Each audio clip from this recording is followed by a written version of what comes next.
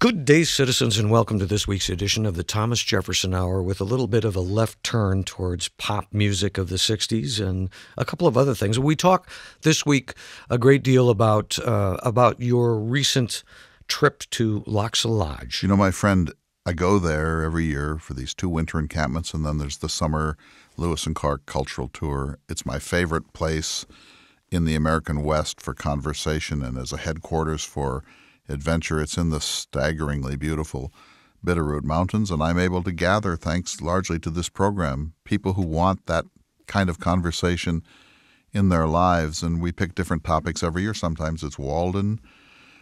It's been Shakespeare a couple of times now. Next year it'll be the space program and Charles Dickens. We did Literature of the Road, beginning with the Odyssey and ending with Jack Kerouac. We've done John Neihardt and Native American culture as seen through his fabulous book, Black Elk Speaks.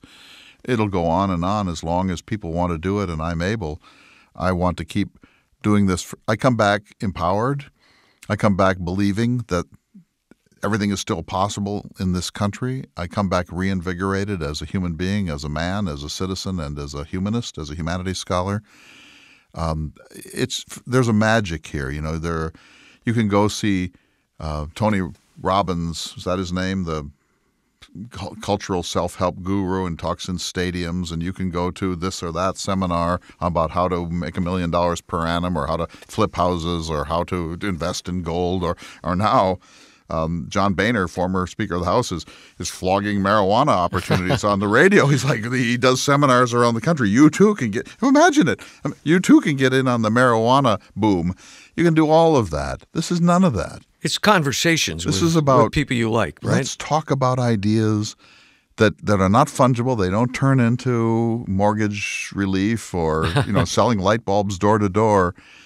It's about the joy of conversation about serious things done in a playful way at a perfect place. And you can hear it in the tone of my voice. It's a magic element in my life. You know, there's a place in North Dakota, and I've told you about this before, that you need to go. What's that? Lone Butte, the cabins. Oh, how many can it sleep? Holly Dewhurst. How many can it sleep? There's 2 of them, and so like 8. A pretty fair amount of people. We have to use more tents. than that. More than that. And there's a hot tub. No, you should just go there for a weekend. You and I should go there for a retreat, although you never leave your zip code, as far as I can tell. I kind of like Lone Butte, though, and it's not going to be there all that much longer, I don't think. You think oil's coming? Or it is. Yeah. Well, look, these are great, and thank you for asking. And the next one's on Steinbeck. And Russ, my friend Russ, the guy, who gave me the hauled up the mountain, precious he gave copy you of a first. Yeah, you had to bring it up. Yeah, you had to bring it up. Well, I just really appreciate it. But Thanks. my point is Russ. that this is Monterey in March. I was just reading. There's this book by a man named Steigerwald who followed the Travels with Charlie journey. Right, I remember you talking about that. I'm in it. Yeah. He denounces me at like page 200 in the book, but I'm rereading the book, and chapter 2 starts on Fremont Peak. So that's where it's near the Salinas. It's in the Central Valley. It's not a mountain, but it's Fremont Peak, and Steinbeck wanted to be buried there because you overlook this magnificent valley of agriculture and his home. And you can just see maybe Monterey and the ocean way, way off in the haze. He wasn't buried there. He's buried in Salinas. But we go there and we sit on that peak. And here was Steigerwald up there. And when I read that last night, I thought, I can't wait to get there again. It is an amazing cultural trip. You see Point Lobos and you see Doc's lab we get a special tour of Ed Ricketts' lab in Monterey. We go to the aquarium. That has little to do with Steinbeck, although he loved marine life. But the aquarium in Monterey is one of the world's greatest. Last year, when I was there, I just sat for like 2 hours watching sea otters. And then you see like these incredibly delicate sea creatures that are just tissue. And they slowly float up to the ceiling. They're pink and they're purple. And then they slowly come back down. It's amazing. And so that's not Lochsa Lodge. That's this one. Something different. Yeah. Something different, but Steinbeck. The Jefferson Watch this week is about Steinbeck and how it's great too. How it empowers. Great how essay. it invites you to great think. Essay it invites you to think about economic justice which is a whopping problem in this country. Too long for a podcast intro. Yeah, we anyway. also we talk about that, and we kind of do a left turn that we kind of can't get back out of when we're talking about the Beatles. Something in the way she moves. Yeah, and ukuleles. And, that's what started it. But I thought it was really interesting at the end of the show, we talked about co-opting Jefferson, and you set us straight on Who that a owns little Jefferson? bit. Who owns Jefferson? And how we all have a tendency to project our own image of heroes. And we talk a fair amount about figures. how is the correct word freaking cold it is right now in North Dakota. It only gets this cold a few days per annum, and not every year. Well, it's the whole this part of the country out to the coast is suffering. I just love it. I know that there are. It'll only last another month. There or so. are cattlemen out there feeding, and there are people who get stranded in their cars, and it's not a joke. This is a dangerous time. It very much is. But I love it. I have to say, I love it. I love when I walk out of my house and you just.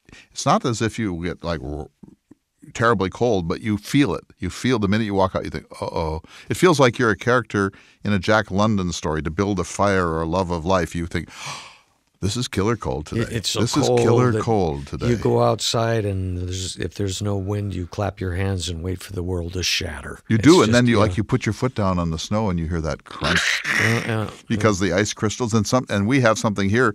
The people who came to Lochsa didn't know about. We have sundogs where there's the sun, and then there are ice reflections of it flanking it. And you know this because you are a great lover of Native American culture. The Mandan had this idea of sundogs, this reflection.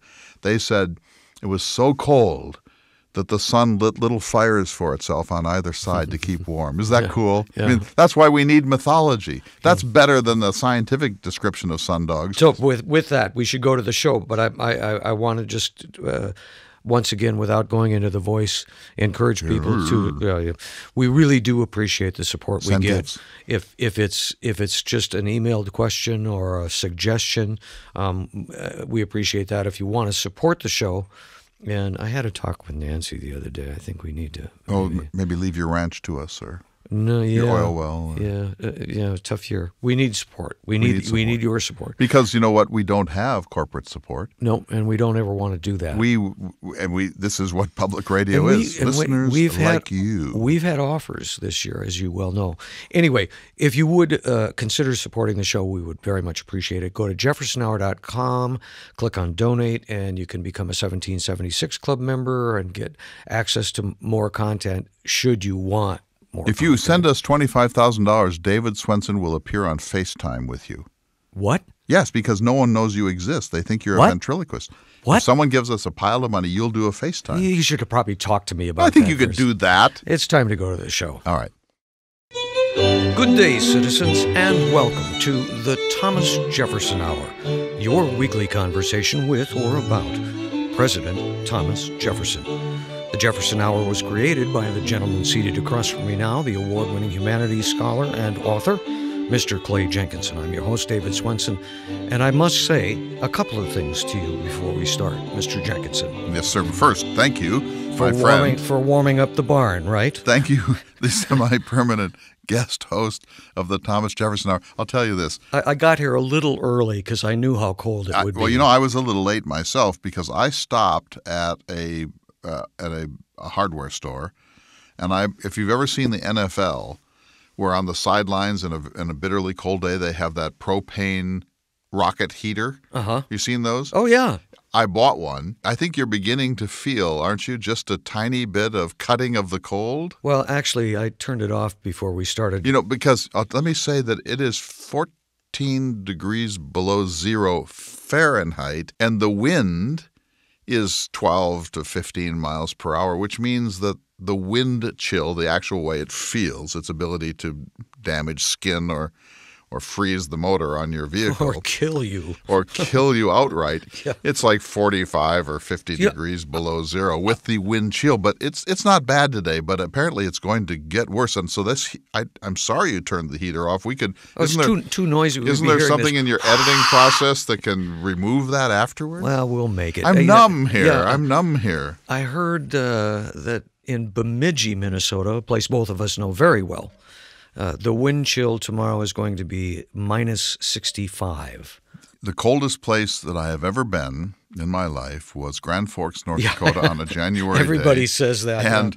And I was there once. This is so cool. I was there once, and I had to give a talk, and I was staying at a Holiday Inn out by the freeway. This is a town of about 45,000 people, and it is flat as the top of an LP record sleeve, and the wind blows straight off the Arctic Circle, and it is about as dreary a place to be on a cold January day as exists in the world. And I'm there at this hotel, and I'm in the bar, and it's like 7 p.m. It's dark, and these men who don't live there, they're from Florida and Texas and Louisiana, are having a debate.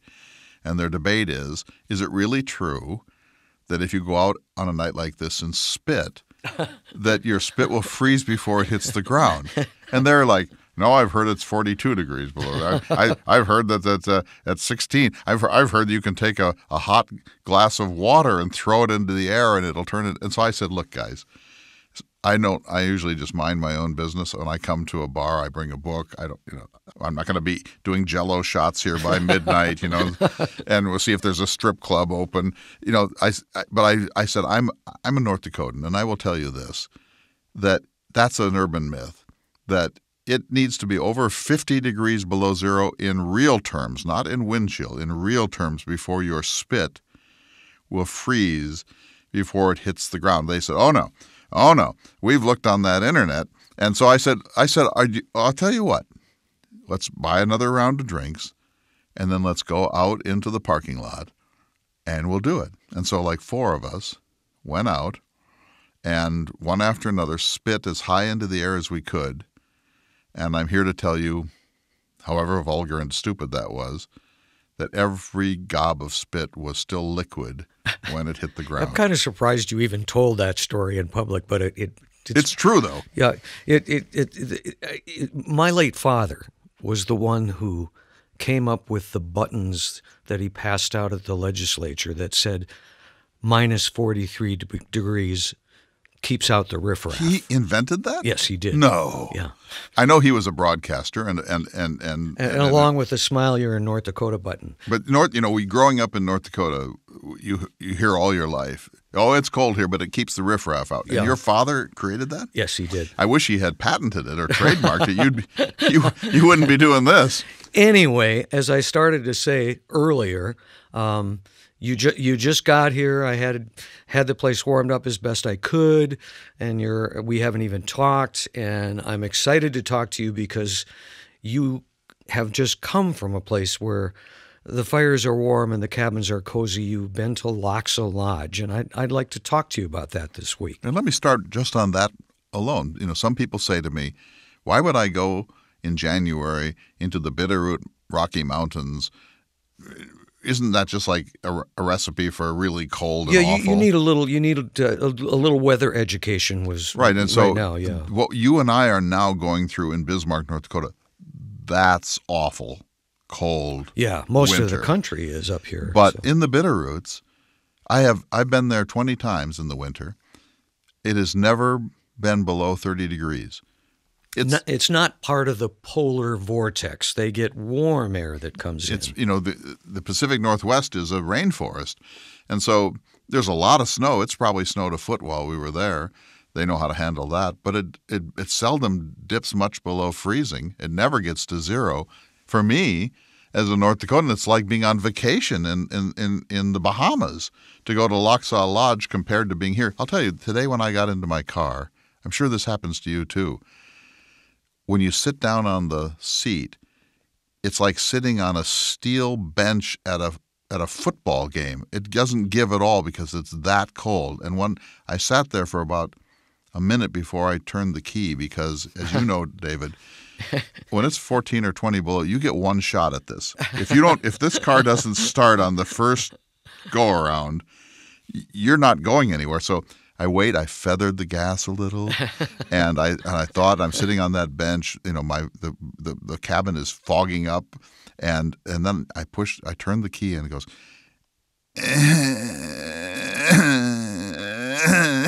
and it fired up. But that can go either way, as you know.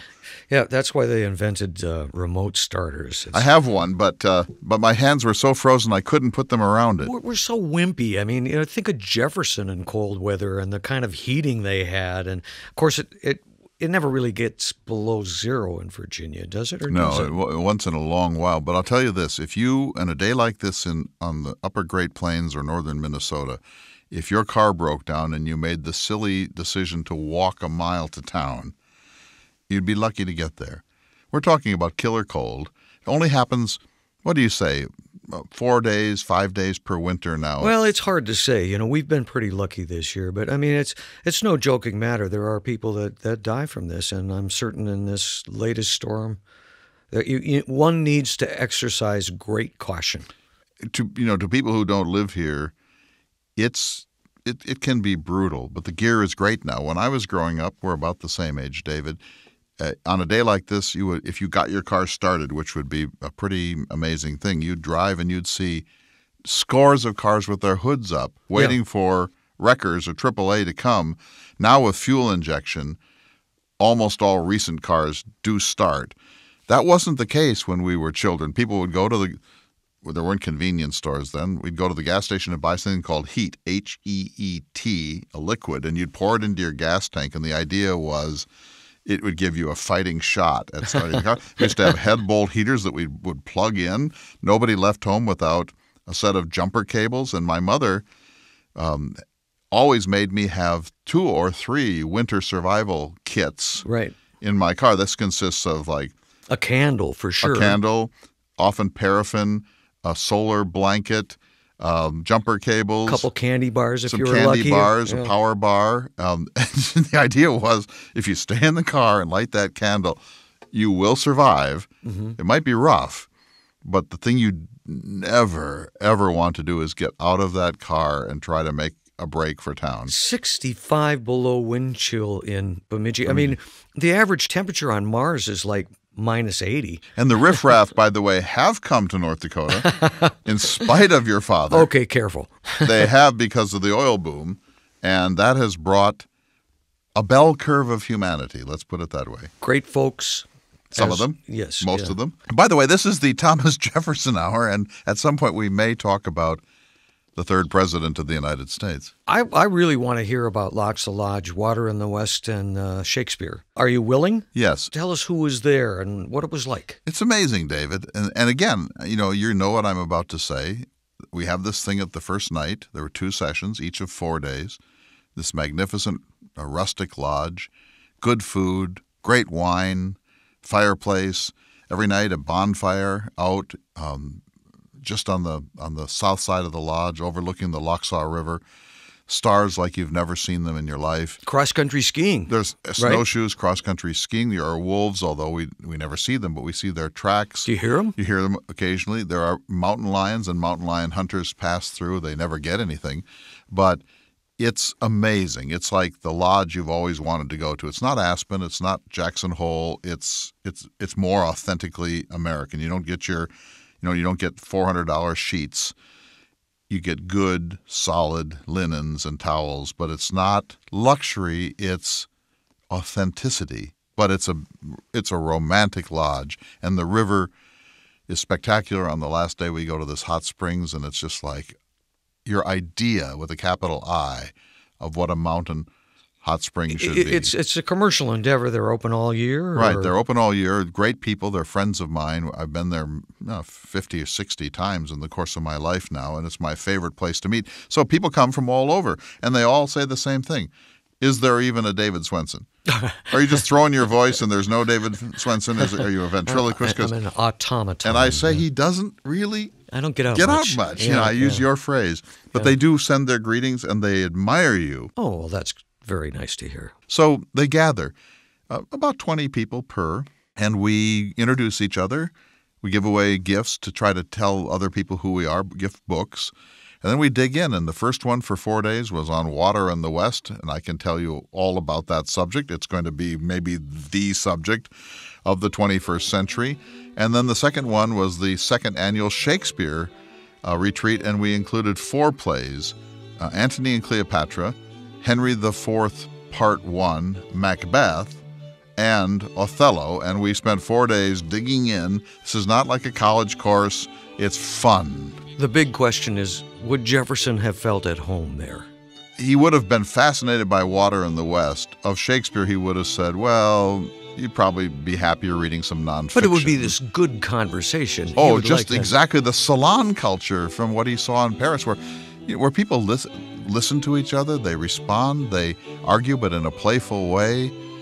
It's paradise. Well, hold that descriptive thought for a moment, because we do need to take a short break, but we'll continue this conversation when we return. You're listening to the Thomas Jefferson Hour. Hello, listeners. We just wanted to sneak in one of our announcements between segments. People love the books that we recommend on this program, so we have instituted the Thomas Jefferson Book Club on the Jefferson Hour, and the first book will be in February of 2019. It's Akil Reed Amar's book, The Constitution Today. And you can ask questions about the book if you've read it, or if you just have a general question. The easiest way is to go to jeffersonhour.com and click on Ask a Question. Make note that it's about the book club. All the other books are listed there. Plus, we'll be doing some interviews with authors like our favorite Joe Ellis. So this is a constant feature once every 6 or 8 weeks on the Jefferson Hour, the Thomas Jefferson Book Club. We love to hear from you. Again, the Constitution Today, and if you'd like to ask a question, we need it by February 13th. Thanks so much for listening. Thanks, everybody. Get reading. Welcome back to the Thomas Jefferson Hour, your weekly conversation with or about President Thomas Jefferson. And we're speaking this week with the creator of the Thomas Jefferson Hour, Clay Jenkinson, who is reporting in on the recent retreat at Lochsa Lodge, and it was about Water in the West and about Shakespeare. Mostly Jefferson Hour people. Some come from other backgrounds, and they come, and we spend 4 days. We talk about, in the circle, in this beautiful room with a fireplace, we talk 5 or 6 hours a day, maybe 6, and then at night we may watch a film. More often we just go out around this huge bonfire and tell stories about our lives and follow up informally with some of the discussions. I always have a book list, and so Water in the West had 5 books. There was a lot of reading. Did anybody bring like musical instruments and play them? You know, I was asked where the ukulele was. And where was it? You know why? And I should have brought it here to the barn. It was too cold. I said to them, and I hope you agree. You're right. I said that carrying a ukulele in that kind of weather is probably not good for it. It's a thing called weather checking. It happens to guitars a lot. So you know what I'm going to do? I'm going to continue practicing on this magnificent instrument that Kevin Moiterman made for me up near Grand Forks, North Dakota. It is truly one of the great joys of my life. I was kind of hoping you'd bring it to the barn. I'm going but you're It's right. too cold right now. It's too cold. But yeah, I'm going to smart. buy myself like a $60 throwaway ukulele that I can carry in the car, because then if it dies, it's not the end of the world. This is a fine instrument. There's a real famous story about George Harrison of the Beatles. Oh yeah, I've heard of them. He adored ukuleles, and he would really travel with 2 or 3 of them in the trunk of his car, because, as he would say, you never know when you're going to need another one. and he'd share them and give them away. And yeah, he loved ukuleles. So is there a known Beatles song in which he plays the ukulele? You know, the one that's really fun is after Harrison died, and I'm really getting off topic here. I'll make it quick. This is the Thomas Jefferson Hour. Right, yeah. After Harrison died, there was a concert of sorts of all of his music with every famous person you can think of, including the surviving Beatles. And at the end of that concert, McCartney comes out and does George Harrison's famous song, Something on ukulele. In the way you move. Yeah, on ukulele, and it's just wonderful. But it wasn't, in answer to my question, yeah. I don't believe that on any Beatles LP or song that Harrison ever played the ukulele. You know, you're stretching my memory, but I think you're probably right. He did play it on afterwards a number of on his solo albums and so on. Yeah. But I did not know this about him. But I love this, and just not to get lost here, but it's such a friendly instrument. I think you feel that Harrison is an underrated Beatle. It's kind of like Thomas Jefferson. there are so many opinions of him because there are so many aspects of him and so many facets to his talents.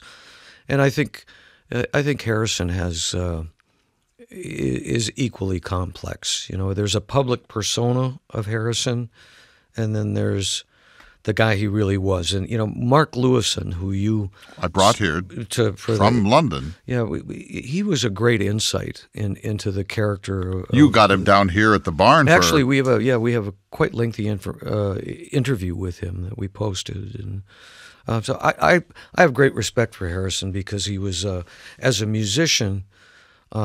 It was always, it's not how many notes you play, it's what each note brings. And that's he did so many memorable things. Thomas Jefferson lived from 1743 to 1826. He was the third president of the United States. He bought the Louisiana Territory. He had a vision of the American West. He gave us the rectangular survey grid system. He sent the famous Lewis and Clark expedition across this country. They met more than 50 distinct Native American tribes. Jefferson gave us our decimal coinage system. Jefferson was an architect. So now we've done the historical part of this discussion of the Beatles. I think this may be the first time in human history that the word George Harrison and Thomas Jefferson occurred in the same sentence, and it came from you. It came from you. Let me expound on that. It's fair to say that Jefferson represents the soul of America. In certain ways. Good and bad. It's very easy to say that Harrison represented the soul of the Beatles in certain ways. In certain ways. Yeah. You could make that case at least for three of them and maybe for all four. Mm-hmm. I mean, imagine the Beatles without John Lennon. Doesn't work. Mm-hmm. Imagine the Beatles without the massive lyrical talent of Paul McCartney. Mm-hmm. And imagine the Beatles without the personality and the quirkiness and the as you've taught me, great drumming of Ringo Starr. Mm-hmm. So it's a quartet. It's a quartet. Oh, really? We could have saved a little time there. We go back to Jefferson. I mean, can we save this program? I remember spending Christmas about 5 years in Washington, D.C. You were working there for a time. When I was a young man, or a child, really. Yes, but this was more recent, and on Christmas Eve, we went adventuring, and we ended up all just bundled up because it was so cold at the Jefferson Memorial. Right. And 1939. When you go in there and you read, you could probably quote what's chiseled into the walls. Nothing is more certainly written in the Book of Faith than that this people must and will be free of black Americans. This is the soul of America. And by the way, Thomas Jefferson lived in Washington, D.C. for 8 years. He was the second president to live in the White House. The Adams family were the first. Jefferson was the first president to be inaugurated in Washington, D.C. He sometimes attended ecumenical church services in the House of Representatives because there was no adequate church establishment yet in Washington, D.C. Jefferson shopped for much of the produce for the White House kitchens by himself on horseback. He took a horseback ride nearly every day. He got up at dawn. He worked at his desk from about dawn until 11. Then he would see such visitors as came, maybe have a cabinet meeting, although there weren't too many of those. He would ride his horse in the afternoon, often going to the greengrocers to see what vegetable, asparagus or peas.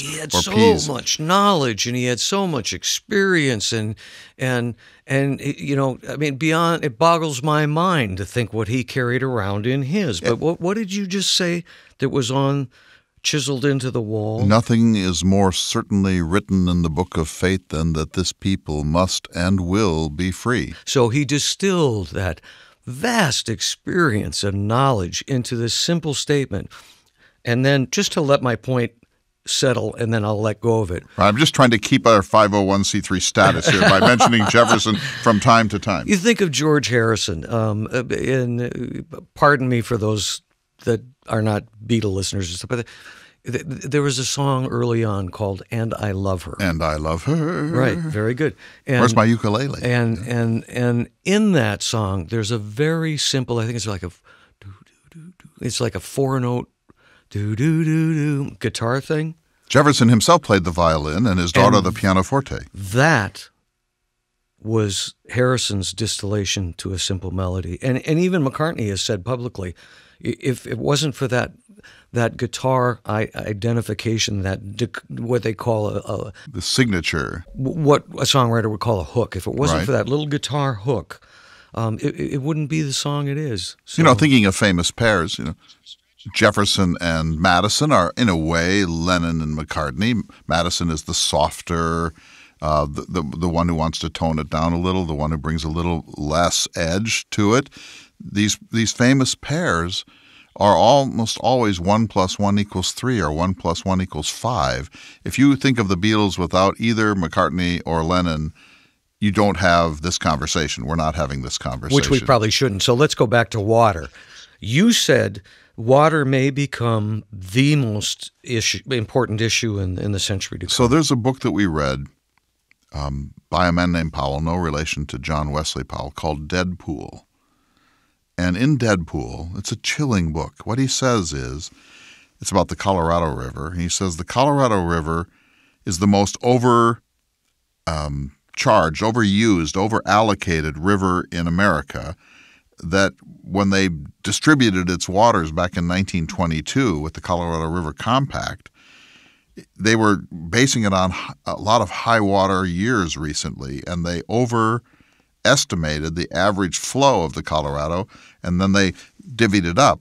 And so there's not actually enough water in the Colorado on a 10-year average basis to meet all of the demands that were made in 1922. And now, with global climate change, it was chilling. Lake Mead is at 39% of its capacity. That's behind Hoover Dam. 39%. Less than half. And Lake Powell is at 41%. So these two massive reservoirs that capture the flow of the Colorado to create power, to provide irrigation water, the Central Arizona Project, municipal water for Los Angeles, the Imperial Valley down in the south of California, which is one of the world's most important producers of vegetables. There was not enough water in the Colorado even before global climate change, and now with global climate change, his conclusion is this. In the 21st century, you're going to get to keep one or the other, Lake Mead behind Hoover Dam or Lake Powell behind Glen Canyon Dam. You cannot have both in this coming age of water scarcity, and this is going to produce, it's not like in North Dakota where if Lake Sakakawea dried up, we'd be just fine. When this happens, there will be water wars, at least in the courts, and maybe more, maybe National Guard, because water is the lifeline. Phoenix can't exist without piped-in water. Los Angeles can't exist without piped-in water.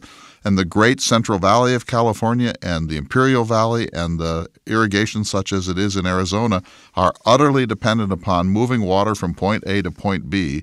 And if that water doesn't exist, those communities, at least the agricultural ones, are going to be in deep, deep trouble. And this is just a metaphor for water issues all across the American West. Sounds gloomy, but it wasn't. It was a fabulous week. We've talked about Jefferson and natural resources before. I think the one takeaway that I always keep is that he thought cutting down a tree was akin to murder. Unnecessarily cutting down a tree was murder. But in general, silvicide. In general, people during that era just thought natural resources were endless. This is the paradox of American life. You have nailed it. And this is a lot of your life as a human being, my life as a humanities scholar, your wife's life as a conservation advocate, that here's the issue. I'm going to say it in a nutshell. This maybe redeems this Beatles-laden program, this ukulele-touched program, sorry for that. This blizzard in North Dakota program. Here's the paradox.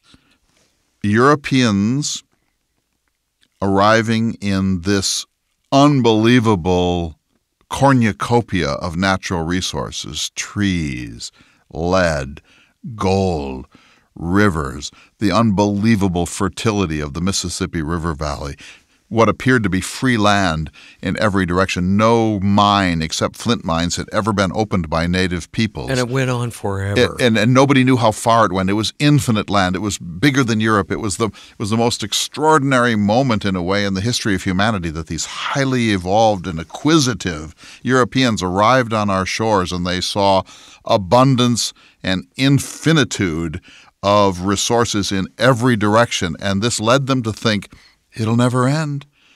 We can cut down all the trees we want.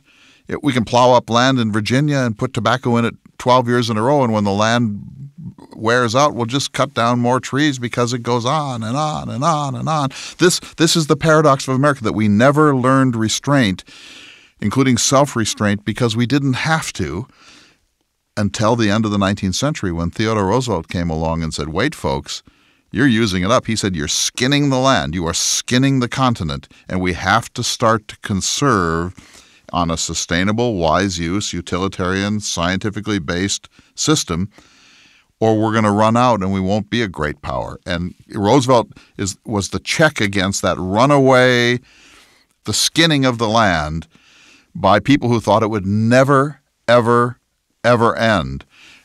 That's the history of this country. And you and I and your spouse are among those North Dakotans, I won't say how many, who are saying this has to be the dialogue about how much is enough, how can we sustain our culture, what is too much industrialization, what do we want to preserve? I think the younger generation that is, there's like what I read the other day, 18,000 millennials every day are coming into voting age. And only 7 of them vote. No. I think that they're much, much more aware because they've grown up. We were that. once too, of but course. That's, what you're getting at is like, you're talking about a huge pivot in American attitudes, in people's attitudes. We've talked about this on the show before, but people coming from Europe in Jefferson's time, prior to Jefferson's time, for the next couple centuries, Europe, there was nowhere to go. You couldn't own land. It was gone. You might spend generations and have 2 acres. Every family wants to better itself, make sure their children are provided for, give them the best opportunities. And in Europe, the class system was so strong. I mean, that was that was the draw to come to America, right? Right. And let's just say that you, David Swenson, were born on Jupiter, and you were dropped tomorrow into the forests of Oregon, and I gave you a chainsaw. And I said, here's where you're going to live. And you didn't know the history of this. You'd look around and see trees in every direction forever, and you'd think, I can cut down as many as I want. They could never exhaust this. That's what everyone felt. And they, of course, were cutting down with hatchets and axes and cross-cut saws. Suddenly you bring the internal combustion engine into this, the chainsaw, and then the bulldozer and all that. Suddenly we realized at the end of the 19th century, it's not infinite. You have to replant. You can't just strip everything. But that was the general feeling during that ethos, Jefferson's time. That right? ethos continues to exist. And certain political entities, when they come to power, say, let's turn it all loose. There are resources to be had. We've locked up too much of it. We need to get people back out there. It brings to mind a letter we got recently from a gentleman in Tioga, North Dakota. Which is where the oil was discovered in the 1950s. Yeah, your father had a role in that. The first oil wells in North Dakota were at Tioga and Ray. Well, I think back then he was a newsman covering it. But Sean Janacek wrote, sorry for the weird question. I'm looking for the French word or phrase that describes how to manage an estate. It describes how to only take from the estate what it can produce. I think I heard it on your show. Yes, you did. Usufruct. I wrote him back and just usufruct. It means that word. It's a French term of feudal estate responsibility. And it is spelled Usufruct. Usufruct. And here's what it means, David. If I inherit an estate, I am entitled to the fruits of that estate, but I am not entitled to draw down the fruitfulness of that estate. I need to leave it to my heirs as fruitful, as abundant in its productivity as I found it, or to improve it if possible. But you can't draw it down. Or as Governor Link said, to leave it as good or better than before. Former North Dakota Governor Link said, we do not want a one-time harvest of anything. We have to have sustainable harvests over the long term. And if you don't do that, you are not showing proper stewardship. And you talk about pivoting. Here's what I learned from this reading 5, 10, 15 books to prepare for this symposium, this retreat. The participants only had to read about 5. But what I learned was this pivot's coming, because Jefferson would want us to do this through enlightenment, to decide to be more responsible. These authors are saying it doesn't matter whether you decide or not. Nature is going to force you, because there is not going to be enough water for all of your schemes in the American West. We need to take a short break, Clay, but we'll be back in just a moment. You're listening to the Thomas Jefferson Hour.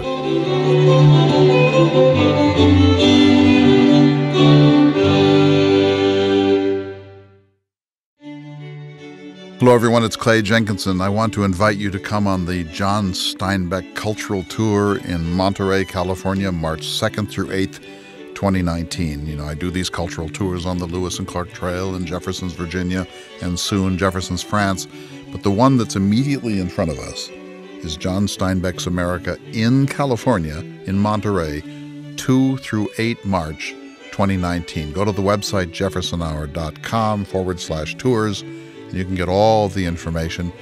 Grapes of Wrath, East of Eden, the Red Pony, Cannery Row, Of Mice and Men, and we'll be visiting some of the most extraordinary places on the coastline of California.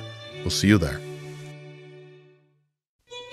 Welcome back to this windswept, wind-chilled edition of the Thomas Jefferson Hour. I'm seated across from my friend David Swenson, the semi-permanent guest host of the Jefferson Hour. Interesting discussion today. The Beatles seldom come up on this program. but it's always fun to talk about them, isn't it?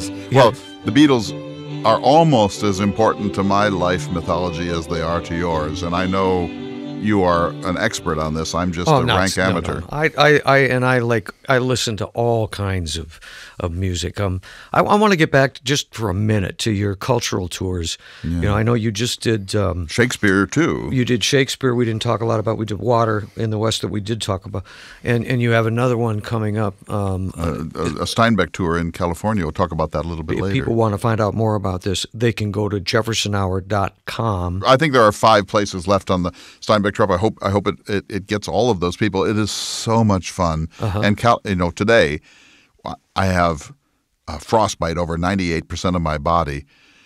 To the idea of being in California where it's 70 degrees in March, it has a kind of appeal to me. I suspect that you do this because of your passion for the subject material. I do it for 2 reasons. It's so selfish in a way. I get to pick a topic, and then I get to gather people, and we talk about it, and we read, and I get like an ideal group of people with whom have an open. I don't hold forth and lecture. I start a little conversation. I bring it back to focus or out of focus. But it's this year the groups were so good that it was like I just sat there sometimes and thought, this is the kind of conversation. It's playful. It's respectful. There's careful listening. There's disagreement, but as Jefferson says, we disagree, but we disagree as rational friends. There's generosity, there's laughter, there's so much laughter, and you just think, this is the life I want to lead. And these people come. So Water in the West was an important subject, and we read about John Wesley Powell, and we read about the California water projects, and we read about the Missouri River and the damming of Lake Sakakawea, which, as you know, was one of the most devastating events in the history of the Northern Great Plains to the native peoples, and on and on and on. But then Shakespeare, we're talking about Macbeth. We're talking about Falstaff in Henry IV, Part 1. We're talking about Othello and race and marriage between older and younger people. And does Shakespeare have a point of view, or is Shakespeare just putting it into our hands so we can wrestle with these great questions? We watch fabulous productions of Hamlet and of Twelfth Night and Macbeth. There's a huge large-screen television that we were able to bring in.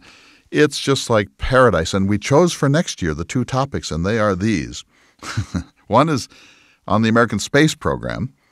Mercury, Gemini, Apollo, the shuttle, Mars, everything. As you know, this to me is what the Beatles are to you. This is one of my central fascinations. And the other one will be 4 novels by Charles Dickens. That was the people, the participants asked for that. So we're going to read together The Pickwick Papers, Great Expectations, David Copperfield, and Bleak House, and we're going to have a Dickens festival with punch and Christmas pudding and potato and leek soup and so on. So the second one's on Dickens, 4 novels. The first one's on the American space program. And as you say, why do I do it? I do it because I get to pick these topics, although they chose Dickens. And secondly, I do it because I so believe that knowledge is power, that the humanities are central, that we're starving them, and it shows in our culture, and that we need to have adult chances for us to engage in humanities education again. And if we don't, we're in deep trouble as a nation. The humanities are really being reduced to a kind of a shadowy, fossil existence in American life, and I think that is the most important thing that's gone wrong. Okay, I have to respond to the Beatles. And then I shall say well, no you're back more. to the Beatles. No, then I shall say no more. To correct my position, I love the Beatles. Me too. It's like your first love. They were the ones Me who too. opened my eyes Abbey to the Road, power of music. for me. We grew up in a pretty sheltered area in North Remote. Dakota. I was introduced to pop music through them and realized that there was a bigger world. So that's really my love for the Beatles. But I listen to everything. Of course. But Abbey Road changed my life. And the Beatles out here may not be true everywhere, but they were the first rock group that my parents could deal with without anxiety. Yeah. They were just There's sweet that enough, too. just nice enough, just understandable enough, just lyrical enough. So I'm thinking about these cultural tours and these, people You want the sitting Beatles, don't you? around. No, I'm thinking about these cultural tours, and I'm thinking about people sitting around and talking, and thinking, how Jeffersonian that is. What did they do at Monticello? They ate good food and they had great conversations. And music. Uh-huh. And they had nature. And they knew when to stop and when to give people time to relax. Yeah, it's very Jeffersonian. And I asked you earlier how Jefferson would have fit in on one of He these was cultural shy. tours. He would not. He's too shy for this, but he would have loved it if he weren't the host. Mm-hmm. If he were like in Paris, if he's at somebody else's salon, he would be the quietest person in the room. But when he spoke, everyone would lean forward. We talked earlier, too, about how, we have contemporary impressions, especially of historical figures and popular figures. And, it makes me wonder, we like to think, well, if Jefferson was here, he'd be an environmentalist. If Jefferson was here, know. He'd be a liberal. If Jefferson was here, he'd be all equal rights. I had some none time, of that's really true. We is don't it? know. I had some time last night with a North Dakota legislator who's a pronounced libertarian. And he loves Jefferson from that point of view. And other people love Jefferson as if he were Elizabeth Warren in tights. So we all kind of co-opt Jefferson. Yes, everyone let's wants make Jefferson it a on New their Year's side. resolution to not do that here. I think you're pretty innocent, and I'll try. You watch out for me. We should, because obviously as you rightly say, we don't know what Jefferson would be were he alive today. Period. Well, that's why we're talking to you. That's why we're talking to you, sir. But we also know, and this I feel very strongly about, that our national civic culture is in crisis, and we are going to be living through the year 2019 of one of the big constitutional crises in American history. And I believe that the Jefferson Hour has a duty to ground some of that in historical discourse about the Founding Fathers and their intentions and the Constitution and Jefferson. But I also believe that you and I have some duty, some limited duty, to help our listeners who are great friends of ours, and who, some of them actually count on us a little bit to help clarify things. I think we have a duty to carefully try to assess where we are as a civilization, but grounded in our history, our understanding of the founding era. We have to be so careful. But if we don't do some of that, we will be squandering an opportunity, and we will be betraying, I think, our purpose. Our primary duty is to explore the life and achievement of one of the most remarkable men of our history, Thomas Jefferson. But we know that there's Jefferson and the Jeffersonian, and I have a particular interest in carefully trying to figure out what that looks like. What is the Jeffersonian legacy? What still matters? Obviously, Jefferson's views on race and slavery and American Indians and women are things we have put behind us, and we think, ooh, even a little embarrassing.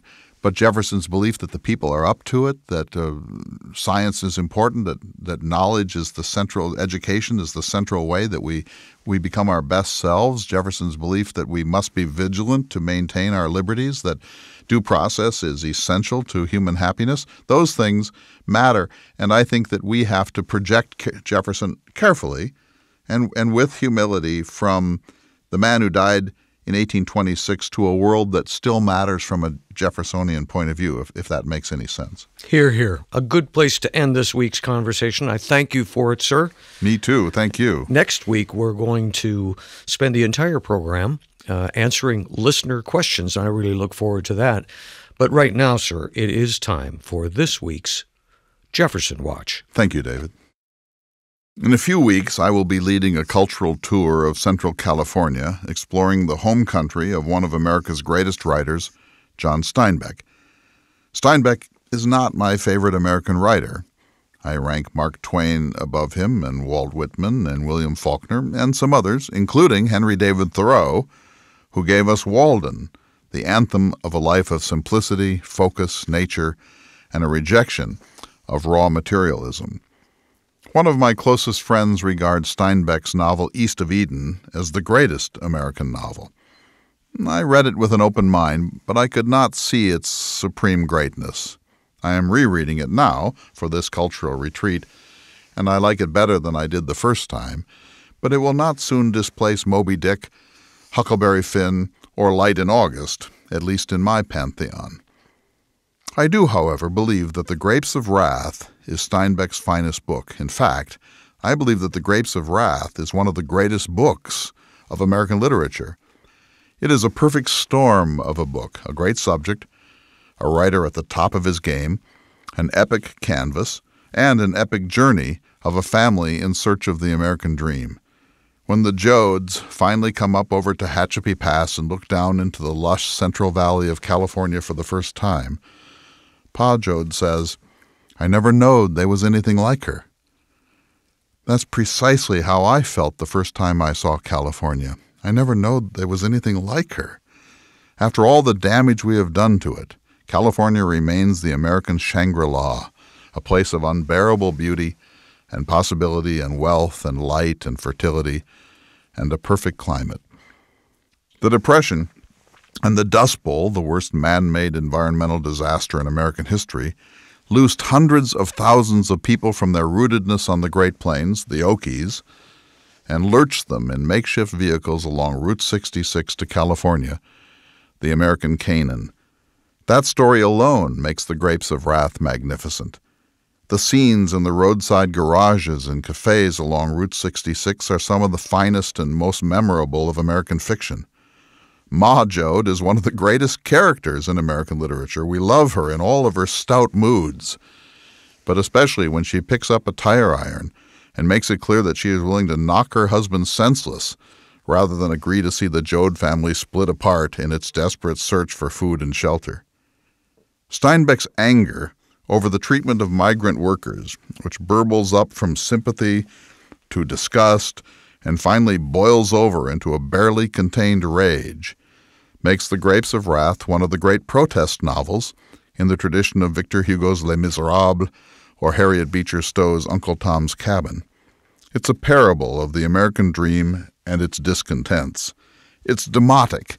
Steinbeck records the actual language of common Americans of the heartland, and he makes no attempt to make the Joads heroes or saints. They are vulgar, often ignorant, profane, lusty, more interested in pickled pork and what Steinbeck calls side meat than in transcendental philosophy or the rhetoric of agrarian revolution. This is going to sound a bit perverse. I do not personally think that Steinbeck is a genius or even a great artist, but I think there is something deeply compelling about him in his finest work, Cannery Row, Of Mice and Men, Travels with Charlie. And The Grapes of Wrath performs above the author's weight class and somehow winds up being one of the greatest things ever written by an American. When I read The Grapes of Wrath, it takes my breath away. It makes me ache for all that is right and all that is wrong in American life. It makes me want to get into my jalopy out on the open roads of the American West. It makes me want to visit California, frankly, still owned by the great landowners and the associated farmers and the chambers of commerce. It makes me want to be, in my own highly imperfect way, an agent of social justice. I don't know quite how to explain my political outlook at this point in my life. I grew up believing the greatness of America was our wide middle class. I'm realist enough to accept the fact that there are rich people in the United States, and I do get it that, as Jesus puts it, the poor will always be with us. But that does not mean we accept poverty as inevitable and irreducible. But I have watched in my short lifetime as the American rich have gotten much, much, much richer, and the poor continue to struggle to survive, and the middle class has shrunk dramatically and lost ground. I have watched as the CEOs of the great corporations have rewarded themselves at astronomical figures until the average American CEO now earns 224 times more than the average median worker of that same corporation.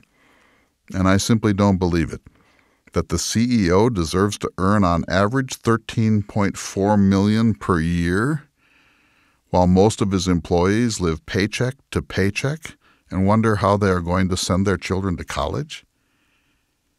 I openly and passionately resent that fewer than 1% of the American people now own 95% of the wealth of America. This is not acceptable. This is not right. This is not morally justifiable. And this is not sustainable. I'm no Tom Joad. I'm not going to lead the revolution. And we know from the Grapes of Wrath that for all of Steinbeck's revolutionary rhetoric and talk of the phalanx and his depiction of the growing wrath of the workers of America, the Joads are just looking for work, and then for a little wooden house with a white fence and a garden, and if they get that, they will settle down to a quiet and indeed conservative existence just above the poverty line and be grateful for that modest glimpse of the American dream. I believe in the dignity of labor, the daycare provider, the nurse in a rural clinic, the welder in a body shop, a retail clerk, or the janitor at a community college. These individuals, born in the same hospitals as the most privileged Americans, swaddled in the same diapers, educated in the same basic curriculum, living under the same Constitution, are doing essential work of our civilization. I do not believe that the CEO of Starbucks or a broker on Wall Street is better than those people or deserves to live a life of magnificent entitlement and privilege. I do not believe a successful college football coach should earn $5.2 million per year, while the philosophy and econ professors earn $70,000, and that is a large salary for most Americans. I understand the market, charging what the market will bear, and I believe in economic incentives for success. But I do not believe we are a people who should blithely accept the obscene disparity in American expectation, not just between the rich and the very poor, but between the rich and everybody else. I won't say with Steinbeck that the anger is building and the grapes are gravid with revolutionary potential. But I will quote another Nobel Prize-winning American author, Bob Dylan, unless things begin to change and we find some minimal equity in the way we distribute the American dream, it's a hard rains are going to fall. Give yourself the pleasure of reading The Grapes of Wrath. Better yet, come on our cultural tour of Steinbeck country, March 2nd through 8th, 2019. I'm Clay Jenkinson. We'll see you next week for another exciting edition of the Thomas Jefferson Hour. The Thomas Jefferson Hour is brought to you each week by Dakota Sky Education. The program is distributed nationally by Prairie Public Radio. President Thomas Jefferson lived from 1743 to 1826, and this program presents his views. President Jefferson is portrayed by the award-winning humanities scholar and author, Clay S. Jenkinson. To obtain a copy of this or any past show for a $12 donation, please call 888-828-2853. Again, that number is 888-828-2853. 2853. This program is also available online at jeffersonhour.org and on iTunes. If you'd like to correspond with President Jefferson or submit a question for him to answer on the program, please visit the website at jeffersonhour.org. The Thomas Jefferson Hour is produced at Makoche Recording Studios in Bismarck, North Dakota. Music by Stephen Swinford. Thank you for listening. Please tune in again next week for another thought-provoking, historically accurate program through the eyes of Thomas Jefferson.